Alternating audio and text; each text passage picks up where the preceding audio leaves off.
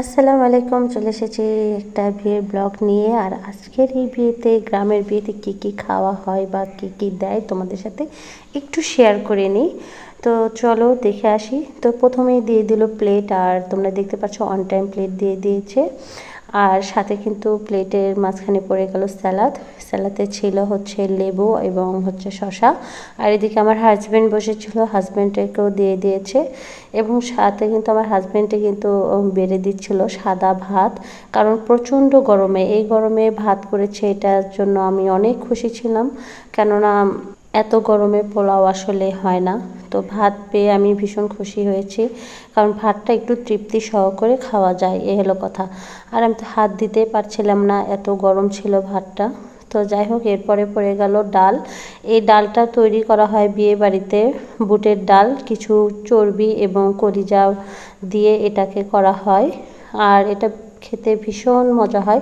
এই ডালটা দিয়েই কিন্তু পুরো এক প্লেট ভাত কিন্তু খাওয়া যায়।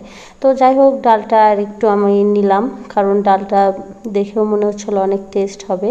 তবে হ্যাঁ, আসলে অনেক টেস্ট ছিল। আর আমি ডালটা দিয়ে কিন্তু অনেকটা ভাত খেয়েছি। এরপরে পাতে পড়ে গেল রোস্ট। তো রোস্টের সাইজটা একটু ছোট নিয়েছিলাম, কারণ অনেক ডালটা দিয়ে অনেক মজা করে খাওয়া হয়ে গেছিলো প্রায়। তো এরপরে পড়ে গেছে গরুর গোস্ত। তো দেখুন, আপনারা দেখতে পাচ্ছেন আমার কিন্তু রোস্টটা ওরকমই রয়ে গেছে প্রায় অনেকটা। তো গরুর গোস্ত পড়ে গেছে। তো গরুর গোস্তটা অনেক সফট ছিল, তোমরা দেখতেই পাচ্ছ। আমি হাত দিয়ে এটাকে সুন্দর করে খসাতে পারছিলাম। তো যাই হোক, এরপরে কিন্তু গরুর মাংসর পরে কিন্তু একটু দই নিয়ে নিলাম, আমাদের বগুড়ার বিখ্যাত দই, যেটা দিয়ে ভাত একটু না খেলেই নয়। তো সেজন্য খেয়ে নিয়ে কিন্তু এখানে খাওয়া সমাপ্ত করলাম। আর এই যে হচ্ছে কনে, এনারই বিয়ে ছিল, আর আমার মেয়ে একটু কনের সাথে বসে ছবি টবি তুললো।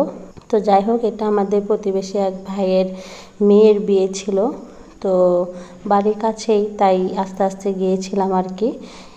তো যাই হোক, আজকে এই পর্যন্ত। সবাই ভালো থাকবেন। আল্লাহ হাফেজ।